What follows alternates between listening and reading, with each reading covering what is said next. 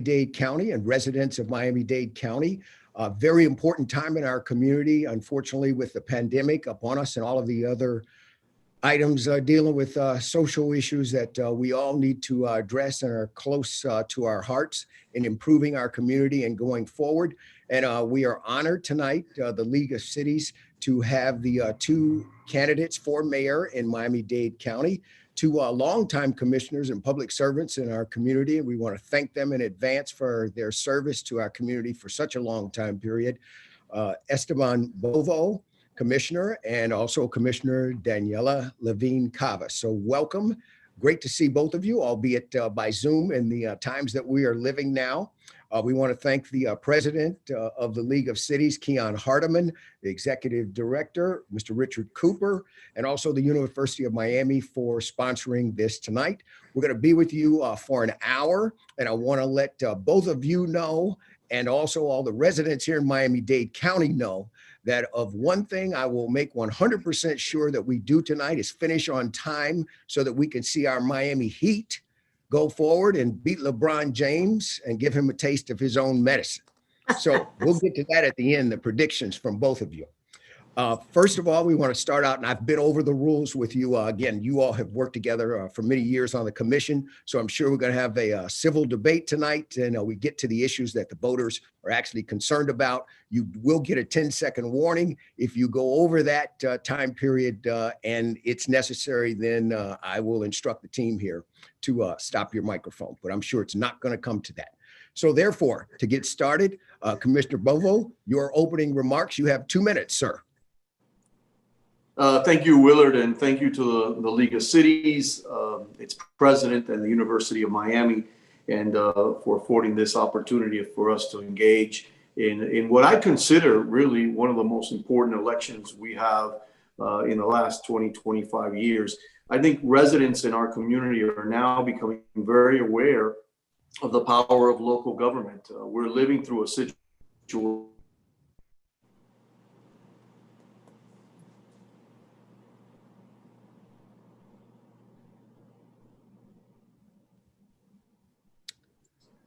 Commissioner Bovo. Economy. And I would tell you that I think the most important issue in front of us today, of many issues, obviously transportation, housing, environmental issues, and I'm sure we're going to get into all those.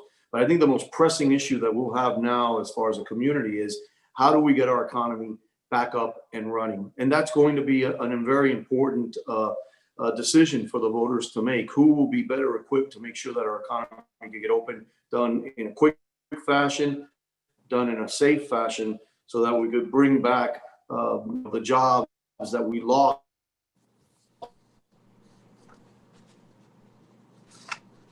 back into function. And there are many, many small businesses that have literally closed their doors, not due to the pandemic as much as it is due to the government-induced coma that we have placed on all businesses. And I think the next mayor will be challenged not only to get businesses open, to also bring our tourism back. We are going to have to make a substantial investment in the tourist sector in order to announce that Miami-Dade is open for business once again. I represent many folks that have lost their jobs and have not worked for 7 months due to the collapse in the tourist industry and the closing of so many hotels. The next mayor will have to work on these issues to get us back on track as quickly as possible, taking into account that we may need to learn to live with the virus for a period of time. And doing so means that we're not going to be able to do things the same way we've done them. Closing and opening does not send a good message, creates a lot of confusion. I look forward to the conversation today and the way we can move our county forward and never backwards. Thank you, Willard. Okay, and Commissioner Bovo, I want to give you another 30 seconds there. We had a technical issue, I believe, on your end, and I'll ask your staff there with you to make sure that you have a good internet connection. But the beginning of your comments, the residents here did not hear a portion of that. So I just want to make sure that you can reiterate what you were expressing there about the importance of getting our economy back up to speed. Very well, Will. I was giving away lottery ticket numbers there at the beginning, so I apologize for the hiccup on the internet. Basically, and I'm not really sure where it was garbled up. I was saying that this election is extremely important. I think for many, many reasons, as I was describing the reopening of our economy, the re-engaging of Miami-Dade County, opening up of businesses and working together with cities in the right way. And I think it's important that people pay close attention, because the local government has such an impact on our daily lives, as we're all starting to find out. Many of us have already know this, but now many are being confirmed the impact it has on our residents of Miami-Dade. And again, and I apologize for the hiccup earlier. Thank you. No. Okay, Commissioner Levine Cava. Very good. Well, thank you so much, Willard. Thank you to the League of Cities, to the University of Miami, and all of you watching. I'm Daniela Levine Cava, and I am proudly running to be Miami-Dade County's next mayor with a clear vision and detailed plans to win the future.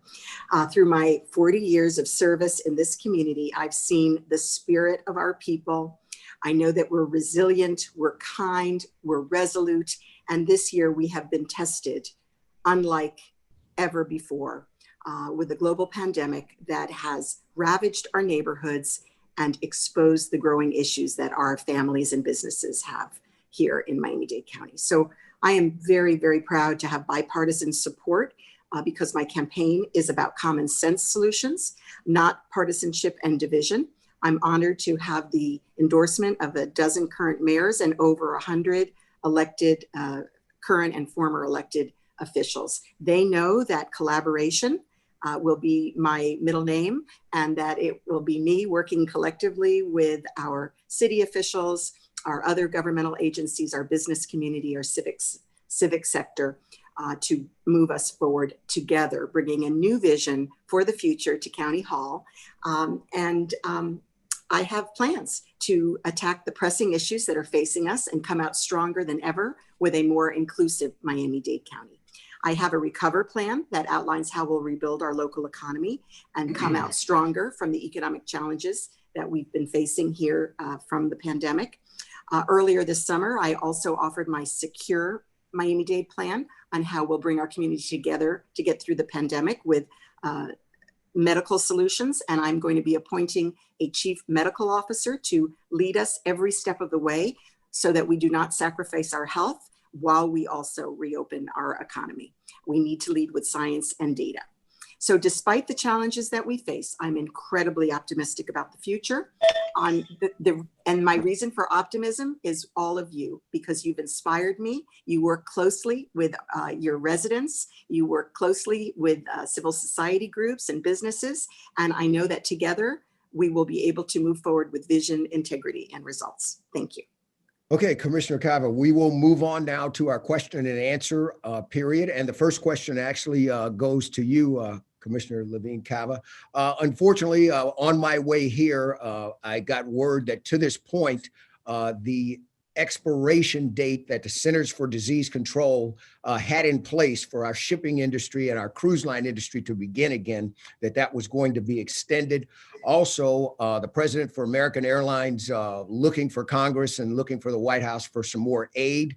That had not happened at this particular juncture. So those are two critical infrastructure areas that provide many, many jobs. So you talked about your plans for this community to get back on its feet. And Commissioner Levine Cava, how do we get out of this on an economic front?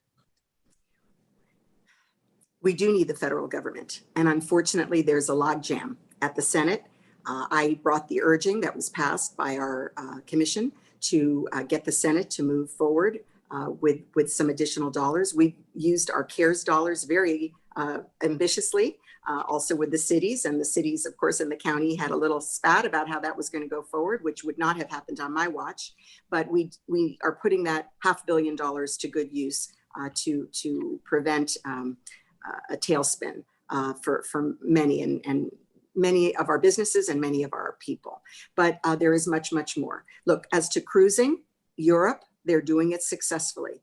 It takes really stringent precautions, the testing, the staying together in a pod. If people depart from that pod, they are not allowed back on the ship. So every precaution is taken, and that is apparently working. And that is what I believe has been proposed.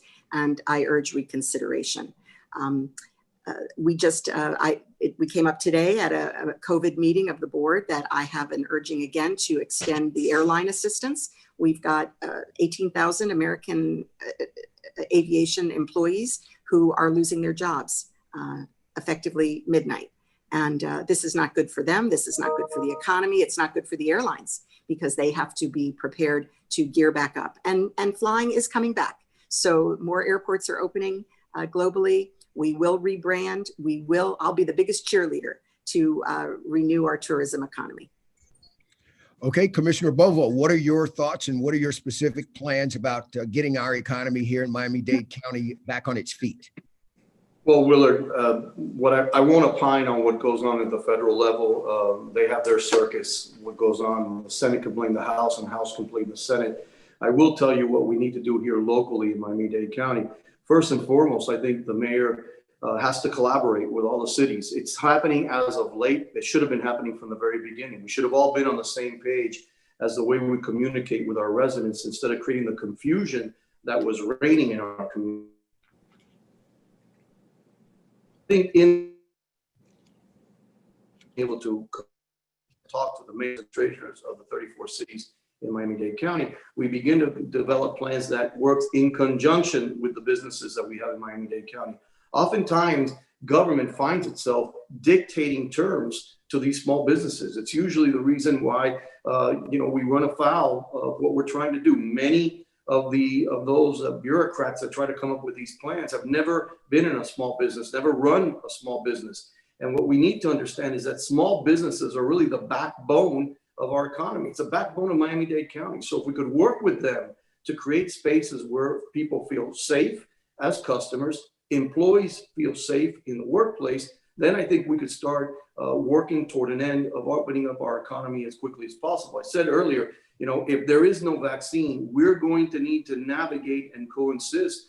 And what we can't do is continue to shut ourselves down every time there's a spike and then reopen when there's a dip. I don't think that's a model for development, and really waiting for the federal government to save us at every turn, I think is going to be problematic. It's unsustainable. So I would say the best stimulus plan is to work directly with our local businesses in our community, get them open, but do it in a uniform way where we're all on the same page. Whether you're in Homestead, Hialeah, Aventura, or Palmetto Bay, we need to be on the same page and not have different plans throughout the entire county. Okay. I want to stay on this and address this. We live in the county that's probably most impacted by this in terms of just by the nature of many of our service industry jobs. They're driven by personal contact with people meeting each other in restaurants, people coming from across the globe to come to our beaches and to our nightclubs and these types of things. So therefore, because of these social distancing guidelines and in medical advice that we've been given, we really got the bad end of the stick with this.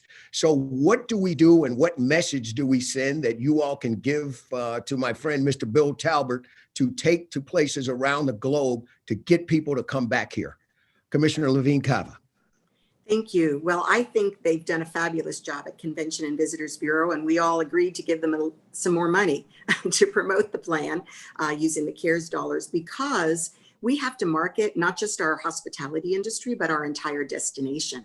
And that is what has been put together. Our arts, our culture, destination for living, for investment, business development. And that is what we have. We're open for business. Listen, our businesses have done everything that was asked of them. They helped to design it, medically advised, they retrofitted, they adapted, they moved outdoors, they moved online. They were the epitome of change, and kudos to them. Unfortunately, we opened too early when we didn't have the public health system in place without the adequate testing, tracing, and isolation.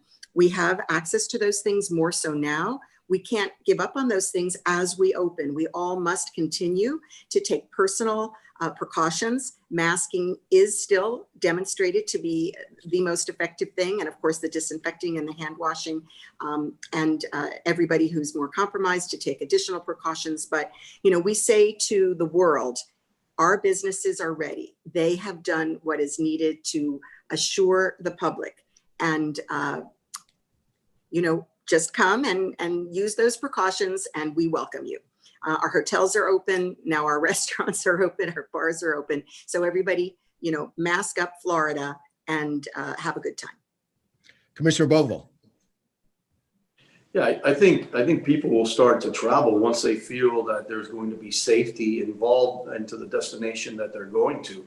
I find it ironic, those that have traveled, and I've heard of stories of people traveling out to the West Coast and, planes full of people, yet, no rules and regulations as far as distancing inside those planes. I would tell Bill Talbert, we need to start getting ready to ramp up.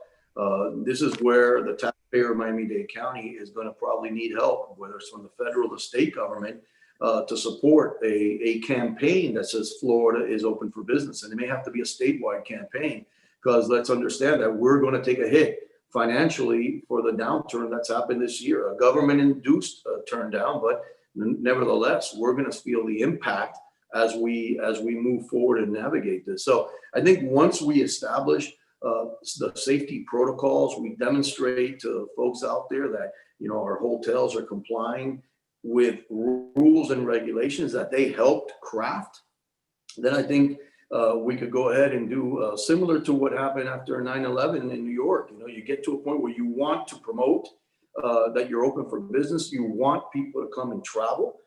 I would encourage the hotel industry to look at rates that may even induce some of us to do staycations and be able to go and spend a weekend on the beach. But we want to move our economy. We need to give that confidence for folks that want to travel here and enjoy all the beauties that we have in South Florida. But I'm not 100% sure, as much as I want to see businesses open as quickly as possible. We need to get there first. And then I think we could go ahead and proceed to get to a normal as quickly as possible. Okay, on our next question, Commissioner Bovo, you're up first, and this still deals with the pandemic that we're in. We've talked about the economic side of this, but now to the health aspect of this and protecting our community, especially some of our communities where there have been higher minorities of the COVID, higher fatality rates.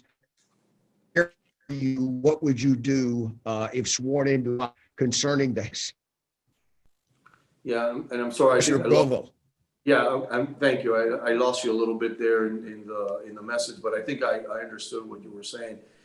Yeah, look, I've had not only friends but family that have succumbed to the pandemic, COVID-19, and I think there's a strong obligation on us in government and as the next mayor to not only make sure that we're working to take care of those that are most vulnerable. This is a commitment that we have to do as a society. I don't think it's negotiable, to be perfectly honest with you.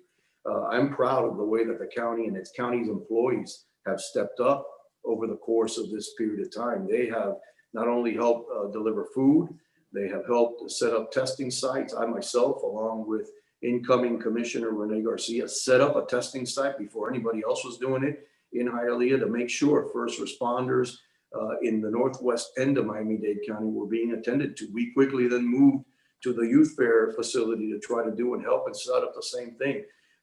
We are, if armed with information that we could share in a transparent way with our residents without scaring them, without alarming them, I think we could navigate these issues. We've been into many buildings, taking food, making sure that residents have the information that they need, the masks that they need.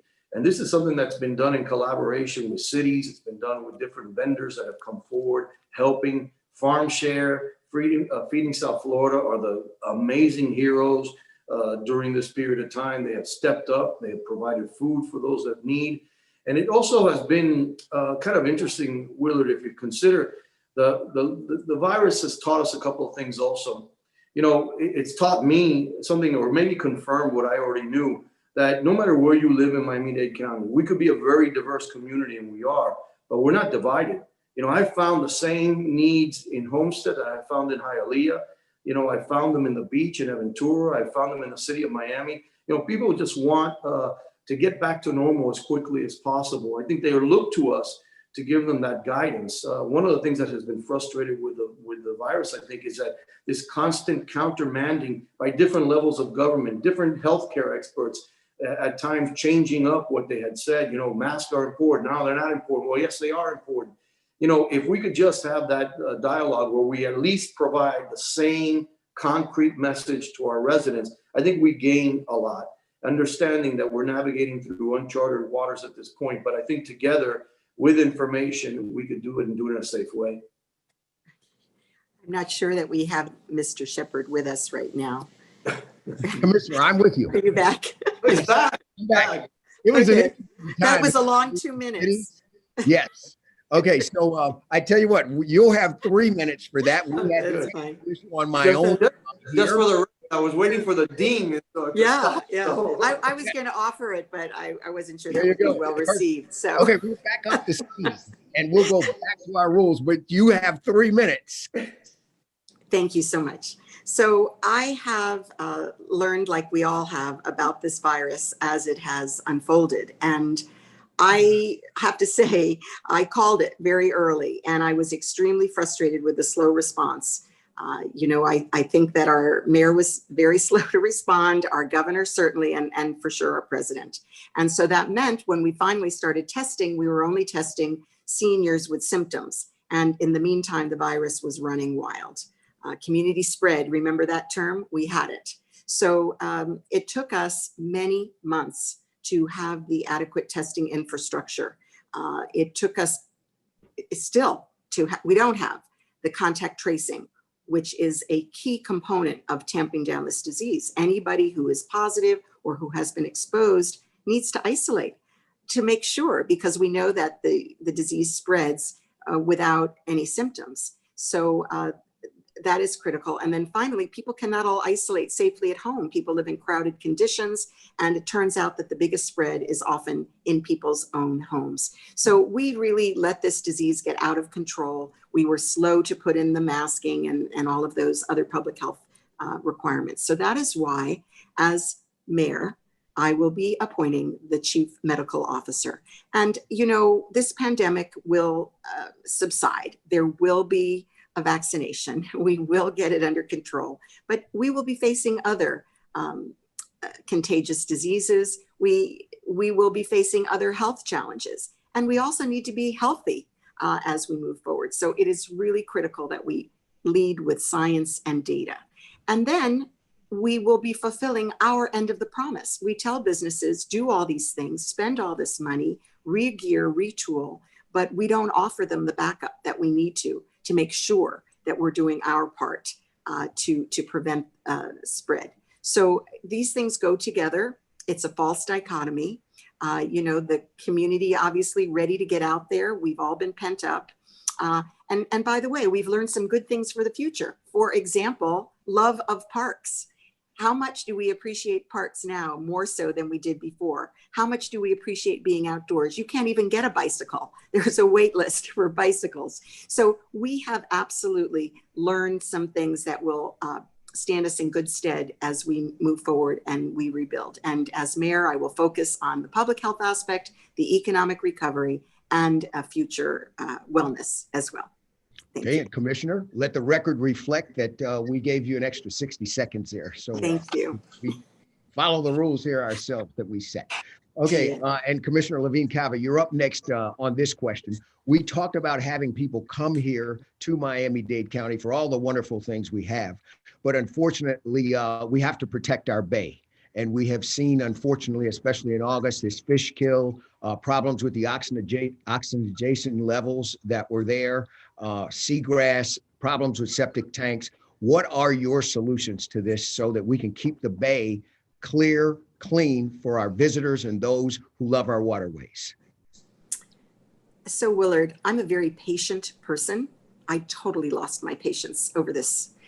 It was over 3 years ago that I was approached by Captain Dan Kipnis, who'd made a film of the death of seagrass in the bay. I brought it to the county commission. I tried to start a task force. Commissioner Sosa took on that responsibility. It took a year to convene that task force. As well, along the way, we held a Health of the Bay Summit and a second, and just now, this coming week, the third. And we called for a report card on the health of the bay. That was ordered, and it's 2 years overdue, languishing in the administration. We also had a report on the septic that is a key component of the nutrients in the bay. I called for identification of those that are most vulnerable, most at risk of polluting our groundwater and our bay. And that report has languished. I've been briefed about it by the authors, but it has not come to light. So we have to deal aggressively with our septic, which is expensive, but we can prioritize. We have to deal with our sewage leaks. I've been extremely vigilant and pushing for implementation of the sewer fixes that were ordered by the federal government. They're moving slowly. In the meantime, more pipes burst. We have, we also have to, sewage, septic, and nutrients that come from fertilizer. So my ordinance on fertilizer usage is coming forward October 6th. So I hope that my colleague here will support it. This is a key component of saving our bay. And we are going to need federal help. We're going to need state help, because without clean water, without a healthy bay, we have no economy, we have no health. This is not just for fisher people. This is for all of us. So I am adamantly, stridently calling to move this forward rapidly. And as mayor, it will be top priority for me. Commissioner Bovill. Willard, we filed a resolution declaring the emergency in the Bay, and immediately have contacted the governor's office, lieutenant governor's office. We worked with the state legislators to try to create funding mechanisms that would help us deal with the issues of septic tanks in Miami-Dade County. We have septic tanks that go uninspected, septic tanks that have collapsed and are basically discharging into the groundwater, and it needs our attention. And it's going to be an expensive conversation with many of those that have septic tanks. I think there are programs out there that could help. The Y Green is one, but the county's going to have to help move sewage lines, water sewer lines to the areas so that we could help with connectivity. Make no mistake about it, you know, water around us is an economic driver, whether it's the beach, it's the bay, or the Everglades. We have a responsibility to future generations to not only invest, but to protect. And as far as I'm concerned, what we're seeing on the bay is something that props years and years of neglect, but it ain't going to be done with letter campaigns. It's going to be done with action. You know, we were out on the bay recently and seeing some of the damages that are not just what goes into the bay, but all the pollutants that people discharge and throw out that ends up going under the shoreline. You know, and it's we have a responsibility, this generation of elected officials has a responsibility of addressing this issue. If you don't care about environmental issues, then you should care about economic issues, because as I said, the bay has generated economy up and down the coastline with all the development that we've seen. The beach, we know, produces jobs just like the Everglades. And I think this is an obligation. We've got to work on it. And, you know, I think Commissioner Sosa has done some great work in this area. And I think all the board and future boards need to have this on a bullseye. I, as mayor, are going to make this a priority, because I think the livelihood, the long-term livelihood, and the quality of life, not to mention property, many of our residents, is at stake on this issue. Commissioner, thank you. Next, we want to address the important issue of police reforms and community relations with police amongst many of our citizens here. We do have to say that overall, Director Ramirez and his team, following up on the lead of Director Perez before, has invested a tremendous amount in community policing, and that in our community during the course of the summer, there were not the types of things, only very isolated incidents that we have seen around the country. That having been said, you all were on different sides of whether or not we needed this independent civilian review panel. It's going forward. And Commissioner Bovo, what police reforms do you think we need to do and improve community relations? And what role do you think this independent panel may play in that? A lot to unpack there, Willard. First, I want to make sure that we understand that what we saw going on in Minneapolis was murder. And that created this groundswell of police reforms, of which in Miami-Dade, we have already done a lot of police reforms. There are things that were being asked, banning chokeholds that we had already banned, banning techniques that had already been banned. Our police department in Miami-Dade County does training with the Circle of Brotherhood, an organization of ex-felons who want to reclaim their streets, and have worked with our cadets. That is extremely progressive, something that I applaud, and that doesn't go on anywhere else. We're a diverse police force, which again is not the norm perhaps in other places. There are some areas that I think that we could work on, and some that I've already filed legislation to do. Number one is, not hire police officers that come from other departments that have a history of violating, whether it's rules, protocols, have misconduct sustained, misconduct on their file. Those perhaps should not be hired by our police department. Another area I think that we should also be looking at is, maybe you should have an AA, 2 years of college or military service before you join our police force, to make sure, at 19, arming somebody with a gun and a badge, to me it could be a problem. Other areas that we should look at: do we do enough mental health and post-traumatic syndrome issues with our police officers? Willard, a police officer rolls up on a murder, suicide, or an accident where there's a kid dead, and we don't know how that impacts them. Yet they're back out on the street within hours, if not minutes, patrolling. These are things that we need to be mindful with our police department that may help bring down the temperature in a future engagement. Our police officers have body cams now, and I think that has helped greatly. In fact, before we brought back the independent review panel, in the 10 years we had a lot of officers suspended or arrested, more than when we've had it. So to me, having the review panel was kind of like a knee-jerk reaction to something that happened in Minnesota. And I don't think it paid homage to all the hard work that had been done by our police since the days when it was going to go in sideways, to be honest with you. Okay, thank you. Commissioner Levine Cava. Thank you. So, we had the independent review panel since the days of the McDuffie riots. It was defunded in 2008, and it came back over the veto, finally, after several attempts by Commissioner Jordan, and I did join with her and supported that. And the reason that I do support it, and it works well in the city of Miami and other places, is that it's a means for communities that don't have the same level of trust in police to have an outlet for their concerns.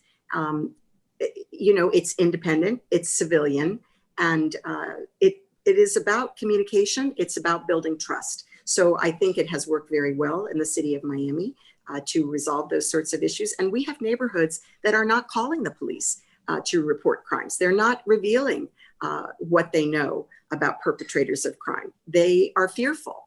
And we've had many, many incidents where people have felt that they have not been treated fairly by the police. So we have bias in our society throughout our society. It's not just the police. It's part of our, unfortunately, part of our culture that we have to overcome. So the police are addressing it. And we have very, as was said, one of the finest police departments in the country. And our incidents of violence were extremely low. And the police marched with us in the street, protecting and preserving the constitutional rights of citizens to express their concern.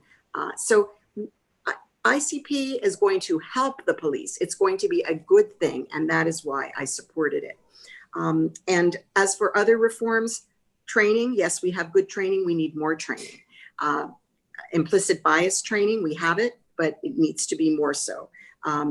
We need to focus on de-escalation techniques. Of course, in that split moment, decisions are made. It needs to be, the de-escalation approaches need to be learned.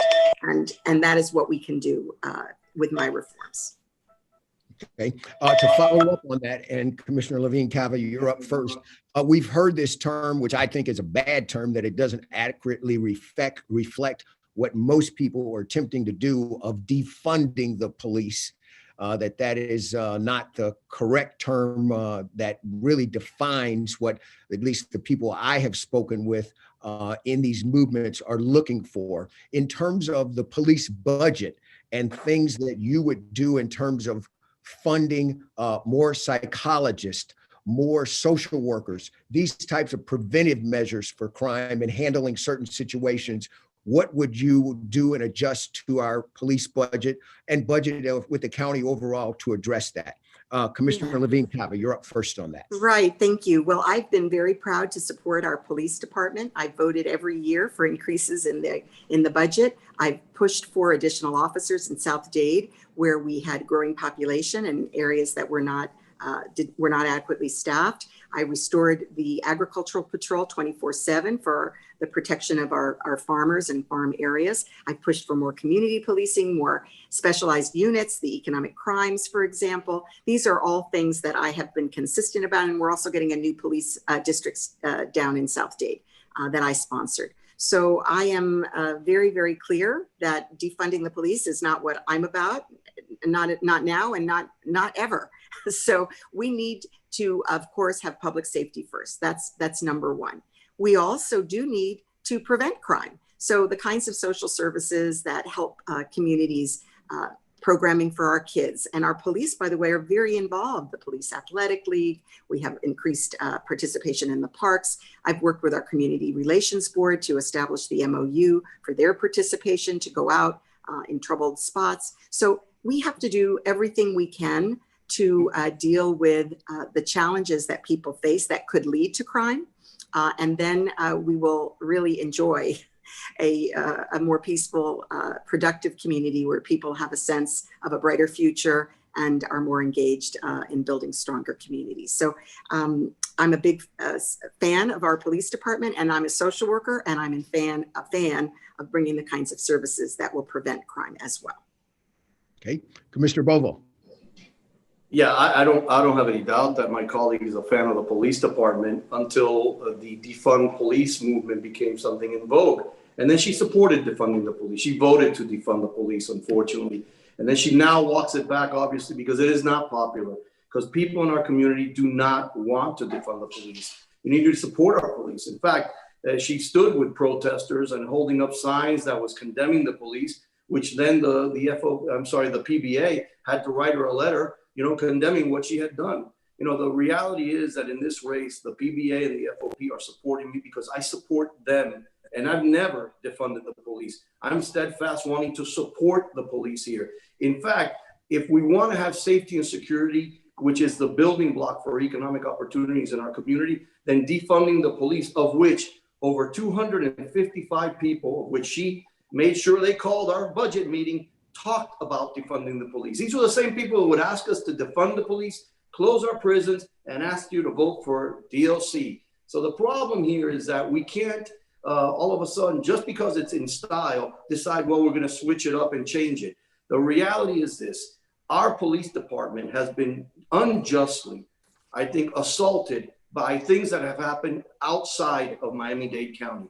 Things that have happened in Minnesota, we have had to pay the price here with the rhetoric. At the end of the day, I will remind everybody, the taxpayer, which pays money through its property taxes, expects police and fire services, expects clean parks. The more we socialize our government, the less we could do in the realm of providing the service that the residents in our community want. It's just as plain and simple. That's what we do in local government. We provide you with services that you pay through your hard-earned dollars. And I would challenge all those of the League of Cities that may be on this call today. How many of those cities incorporated, not for social programs or lack thereof, they incorporated because they wanted better services, better police, better fire, better code enforcement, better garbage pickup. That's the reality of what local government is engaged to do. I think I have my Commissioner Levine Cava, you have your 1 minute to respond. Your name was invoked.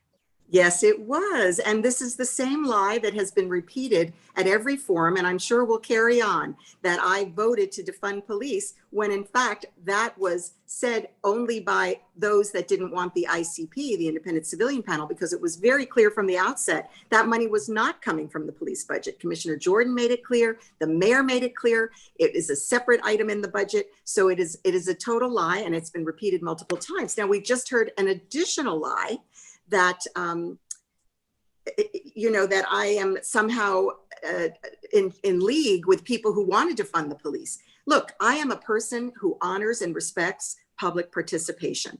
I listen to everybody. I have supporters on all sides of the aisle. I have Republicans, Democrats, Independents. I have people who support me because they know that I'm thorough, that I'm fair, that I'm honest, and I do not lie. So let's just get over with the lies and try to move on and talk truth in these forums. So, check my record. I have not defunded the police. Thank you. Thank you. Commissioner Bovo, you're up next on this question, and we will stay with our police department here in Miami-Dade County. Many of these police officers serving our community, there's a concern about the attention that has been brought to them, even though the data shows with the body cameras, and since we've had it in Miami-Dade County, the number of complaints filed against them has been reduced. The number that have been sustained has been reduced since the body cameras have come in effect. That's what the statistical data shows.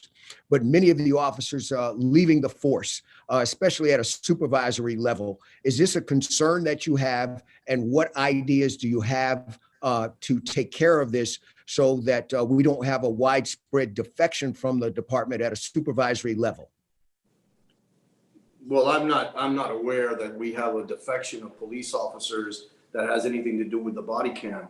Obviously, the body cam is a technology that many of them may have at the beginning reacted adversely to, but as a generation of new police officers are coming on board with the advent of technology and their basically growth within technology, I think it makes for better policing. Oftentimes what we've seen on the news media is the last seconds of an encounter where somebody's pulling out their cell phone and showing exactly a situation that police will not find flattering. Maybe the end of an altercation that might have gone awry way before. What the body cam, I think, does is protect our officers. It also protects the residents that they encounter. The body cam immediately puts everybody on their best behavior. Police officer following protocol, and the resident that is there also knowing that that camera is on will temper the way that they interact with the police officer. I think it helps at the long run. And I think, I supported the body cams.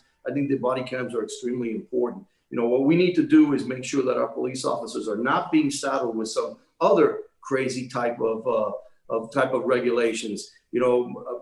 My opponent, and I know that these things bother her, but she went so far left on the issue of police.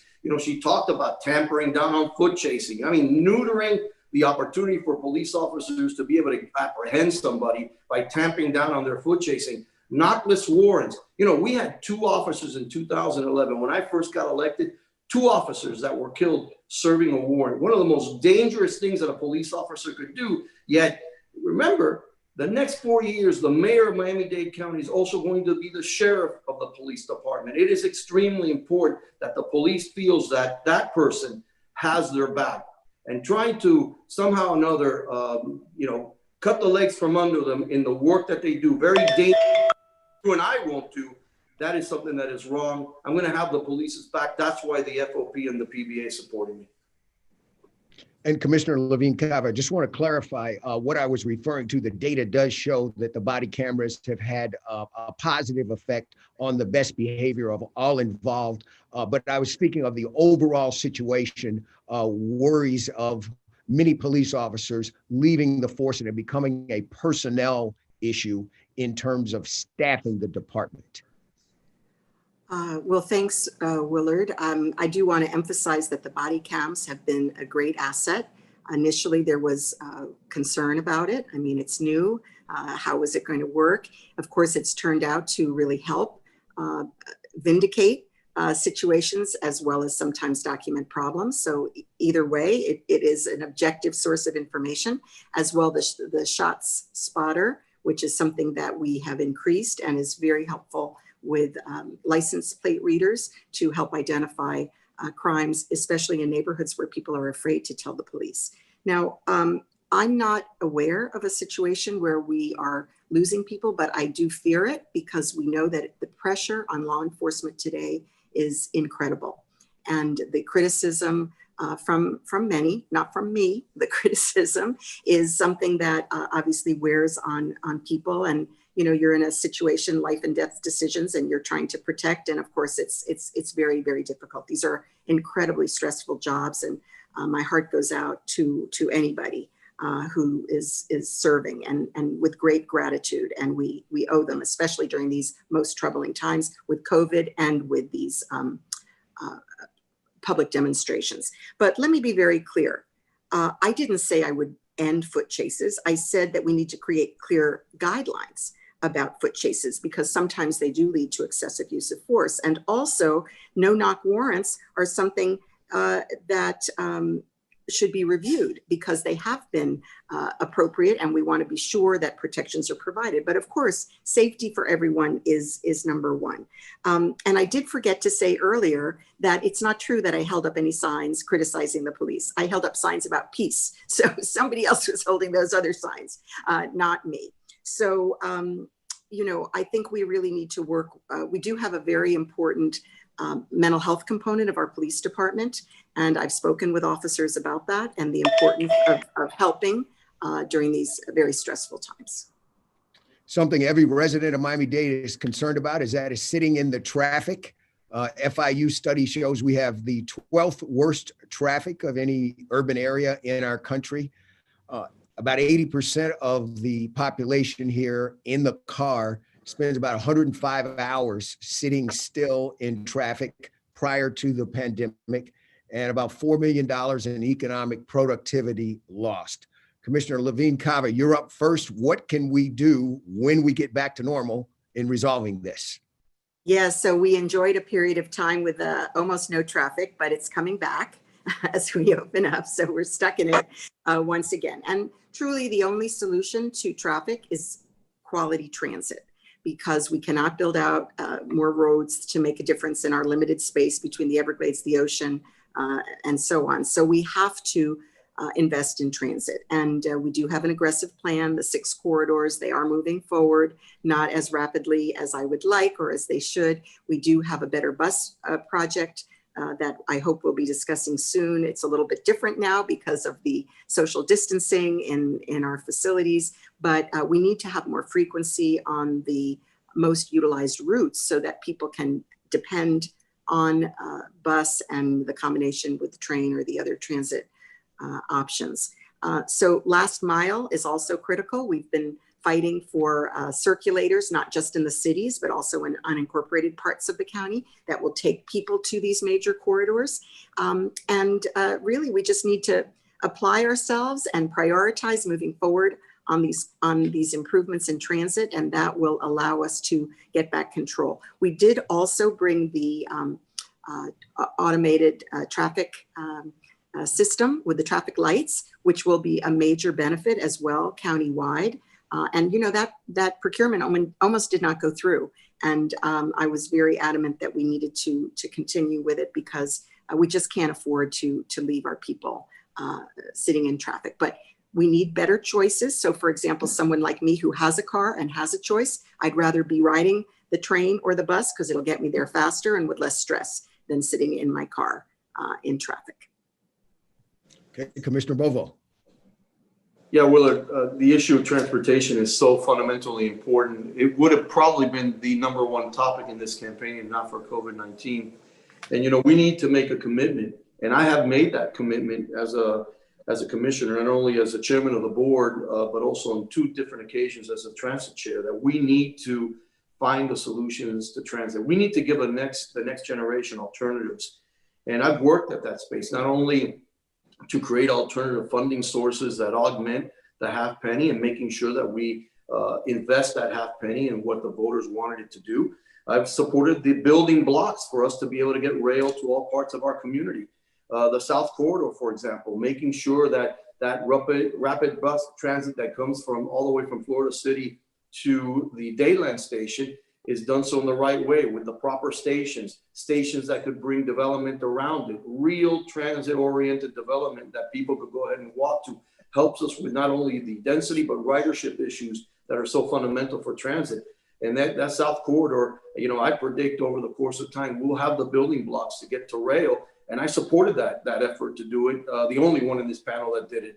And also going to the Northeast, we've got a great opportunity now to do transit all the way up from the Brightline station in downtown to Aventura, Again, the only person here supported a station in Aventura that's going to bring real opportunities for those riders up there and energizes that entire corridor with more stations. Now we'll start focusing on the North Corridor, the promised North Corridor, of which, you know, I have steadfast, and I said it when I was the transit chair. We need to work on these corridors, understanding that we can't do them all at one time, but we need to move the ball on this issue. We need transit to our stadium, and I think it's going to energize 27th Avenue as far as development all the way up and down to the stadium.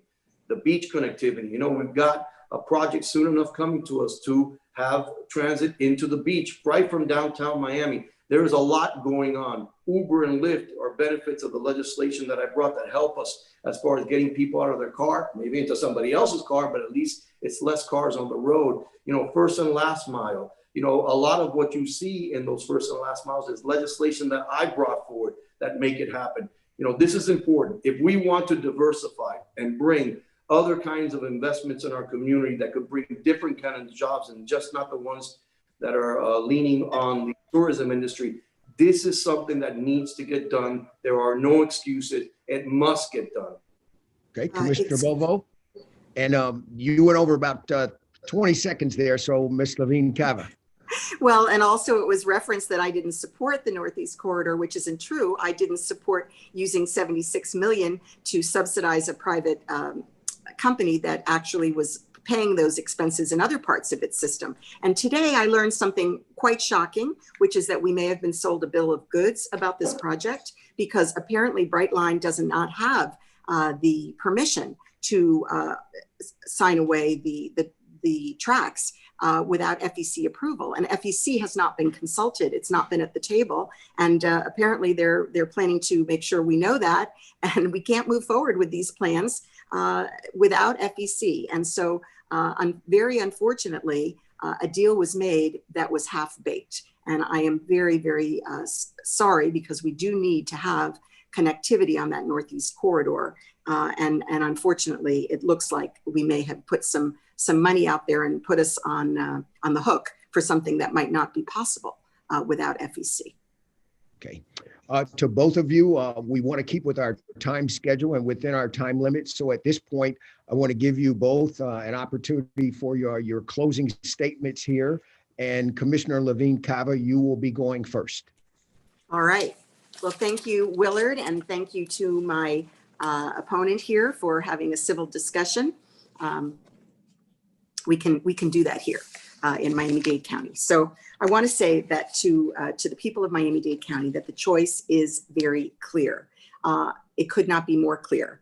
And we cannot continue to ignore these huge challenges that we face, like systemic racism, like the pandemic that's not going away, like a bay that is dying, and that is a critical component of our economy. So we have to deal with these challenges directly. And that is exactly what I will do as your next mayor. Not only will I champion bold action, but I will make sure that I will leave this community better than how I found it. And I will work with each and every one of you, with the cities, with the community groups, with the civic groups, with the faith community, and everybody to ensure that it happens. I have 40 years of leading organizations of all sizes here in Miami-Dade County, helping people in every corner of this county to build a better life.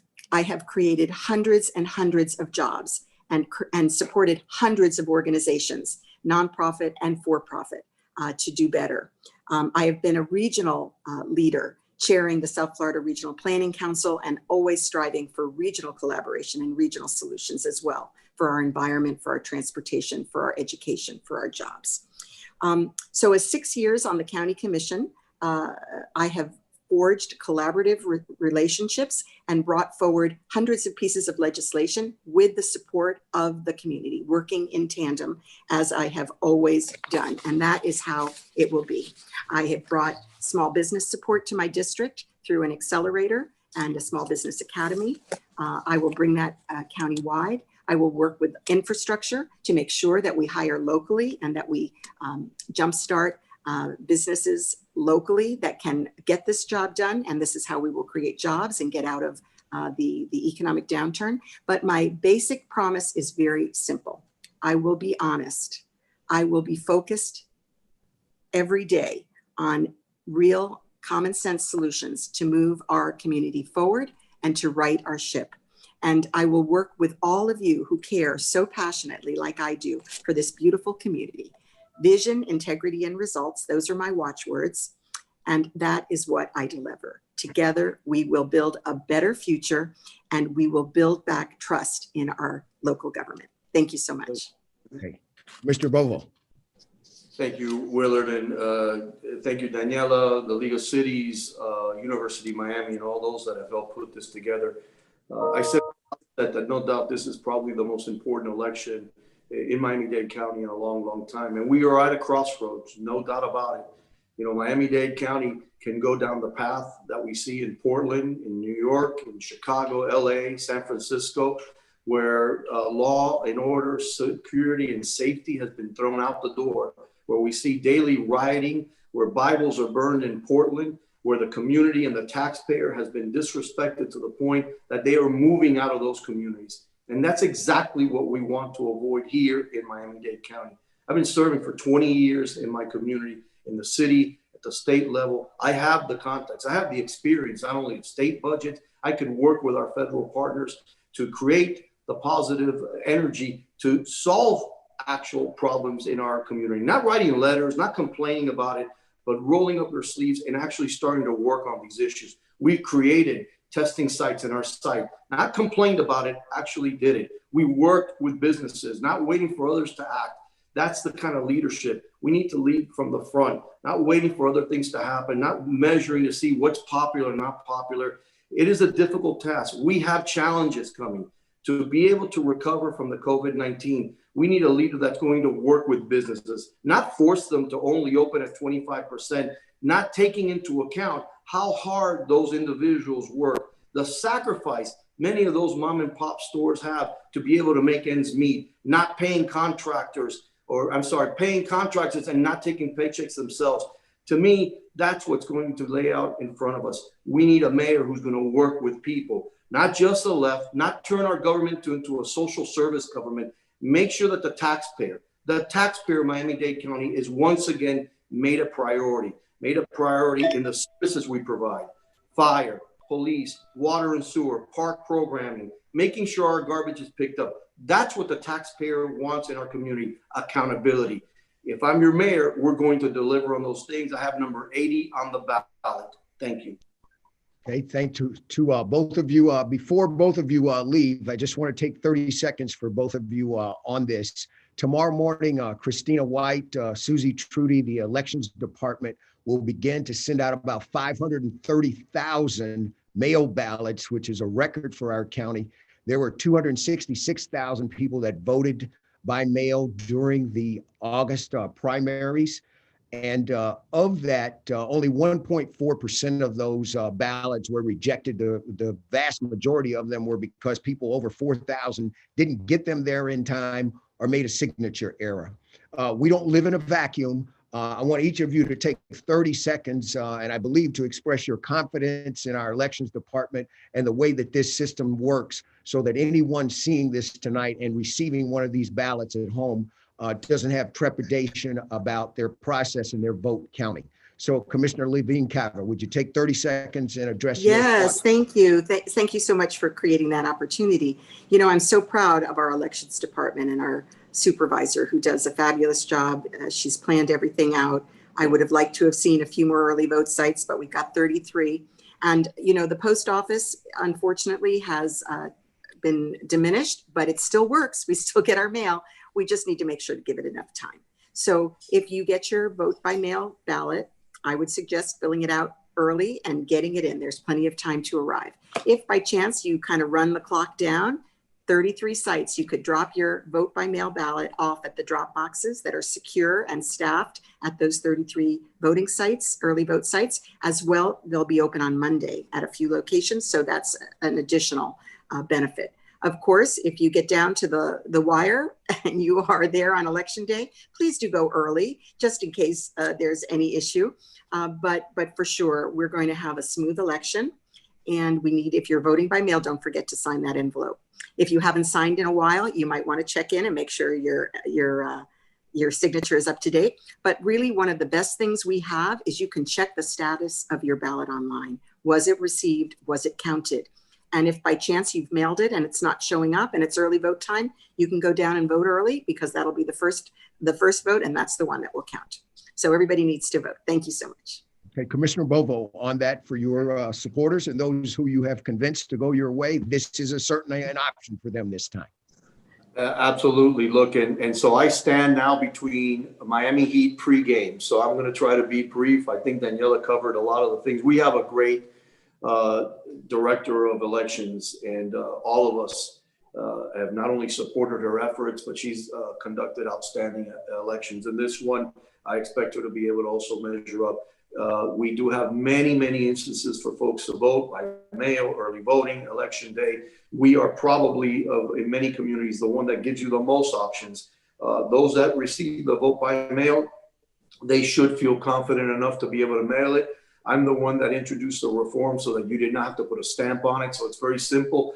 Vote, sign it, send it. You don't have to give it to anybody. We tell you not to give it to anybody. If you want to take it to the early voting sites, you can do that, but it is safe. And I think the beauty of democracy, the fact that we could come and argue about all the different things in our community, that is not afforded in other places. And that's something that we need to protect at all time. Our community is full of folks that have come from places where the right to vote has been denied or manipulated.